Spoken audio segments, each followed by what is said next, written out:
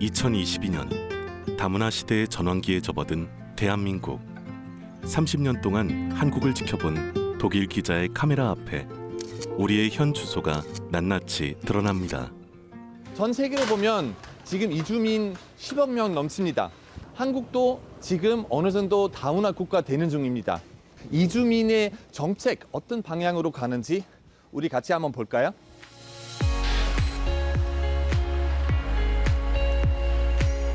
대한민국 제조업의 성공 신화를 이끌어온 시와공단의 한 주물 공장.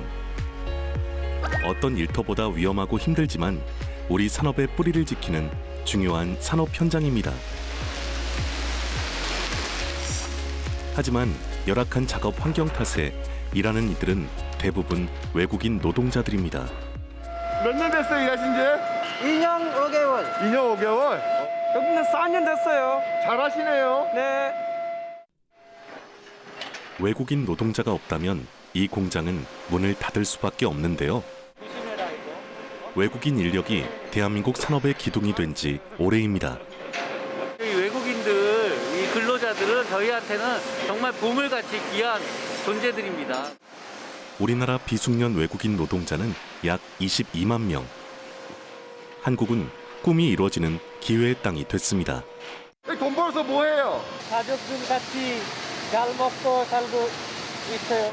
여기도 많이 우리한테 도와줬으니까 감사합니다, 형들. 고용 허가제는 우리나라 제조업과 농어촌의 인력난 해소를 위해 외국인을 고용하는 제도인데요. 16개 국가에서 엄격하게 선발된 인력만이 한국에서 일할 자격을 얻게 됩니다. 고용허가제가 우리나라에 없었다 그러면 아마 이 프리 산업은 망합니다. TO도 늘려야 되고요. 또 어떤 비자 연장이라든가 이런 어떤 제도적으로 보완책들이 굉장히 많이 필요하다고 생각합니다. 지난 20여 년 동안 나타난 고용 허가제의 미비점을 이제라도 보완해야 한다는 목소리가 높아지고 있습니다. 고용노동부 같은 경우에는 우리나라에 들어오는 비숙련 노동자들을 주로 다룹니다. 그리고 법무부 같은 경우에는 이분들을 포함해서 모두를 다 아우르고 있고, 이거를 통합적인 시각에서 봐서 전반적인 정책을 기획하고 집행하고 평가하는 그런 원스톱 시스템이 부족하다는 게 가장 큰 문제라고 볼 수가 있습니다. 전국 200여 곳의 다문화 가족 지원센터는 여성가족부의 지원 아래 결혼 이주민의 정착과 발전을 위해 운영되고 있습니다. 한국어 교육부터 시작해서 또 이웃과의 소통, 그리고 가족관계 향상, 자녀 양육, 여러 가지 이제 경제생활에 어려움이 있으면 또 그 부분의 정보 제공이나 일자리 연계까지 다양한 그 지원을 하고 있습니다. 다문화 센터의 한국어 교육은 성공적으로 이루어졌을까요? 결혼한 지 14년이 된 로바르 씨는 한국 국적을 취득하고 싶었지만 한국어 교육 시스템의 문제 때문에 국적 취득을 포기했습니다. 한국어 배우는 것도 그렇고, 이제 나중에 국적 탈 때는 사회 프로그램 뭐 같은 것도 이제 같은 공간에서 같이 합쳐서 다 거기서 가르쳐 줄 수 있으면 시간도 안 걸리고 헷갈리지도 않고 잘 하는 자리에서 잘 배우는 것 같아요. 국적 취득을 위해서는 법무부에서 운영하는 사회통합 프로그램 과정을 이수해야 하는데요. 여가부 역시 유사한 한국어 교육을 하는 상황입니다. 저희는 똑같은 한국어를 하더라도 특수한 목적을 위해서 한국어 교육을 해요. 자녀 학교 생활 적응을 위한 한국어 교육, 취업을 위한 한국어 교육, 같은 한국어라도 조금 이제 차별화된 한국어 교육을 하고. 동일한 중복 사업은, 가장 큰 중복 사업은 한국어인데, 한 기관에서 통합적으로 한국어를 체계적으로 가르친다고 하면 외국인들도 한국어를 체계적으로 배울 수 있고 장점이 생기기 때문에 중복 사업들을 하나로 모으는 것이 반드시 필요할 것 같습니다. 지난해 다문화 가족을 위한 사업 예산 중 약 521억 원이 중복 및 유사 사업으로 낭비된 것으로 추정되고 있습니다. 감사원은 법무부와 여성가족부의 한국어 교육 중복 문제에 대해 지적해왔습니다. 다문화 가정의 기초생활 지원에 있어서 여가부와 보건복지부의 중복을 지적했고, 다문화 자녀 교육에 대해 여가부와 교육부의 중복 문제를 지적했습니다. 이 중복 사태를 막기 위해서는 효율적으로 누군가가 하나 컨트롤할 수 있어야 된다는 게 학자들이 일반적으로 이제 논의하고 있고 주장하고 있는 거죠. 이민 정책을 시행하는 중앙행정기관만 19개에 이르고 광역지자체와 각종 위원회로 정부 부처는 극도로 분산돼 있습니다. 그동안 대한민국 이민 정책의 개혁을 위해 이민 컨트롤 타워가 필요하다는 공감대가 조성됐지만 통합에는 실패했습니다.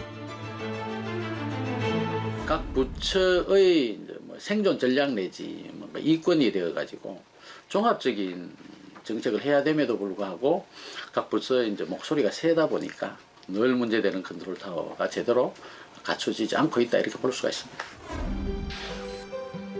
세계적인 이주의 시대를 맞아 대만은 어떤 이민 정책을 펼치고 있을까요? 지난 2007년에 설립된 대만의 이민서. 이민 관련 부처의 업무가 중복되고 충돌하자 대만은 이민 통합기구에서 답을 찾았습니다. 대만 이민서는 정책 수립은 물론이고 교육과 복지, 행정 서비스가 일원화되어 운영됩니다. 在这种情况下，我们社会越来越开放，然后出境跟入境的人越来越多，然后我们跟其他国家互动的情形也就是很频繁。在这个情况之下，慢慢的因为我们会先跟先进国家学习，然后发现很多先进的国家，欧洲、北欧、美国，他们都有移民局，或者说德国叫做外国人局。 대만이 모범으로 삼은 유럽과 미국 등 선진국을 중심으로 이민 통합기구를 세우고 인재 유치와 이주민 통합에 적극 나서고 있습니다.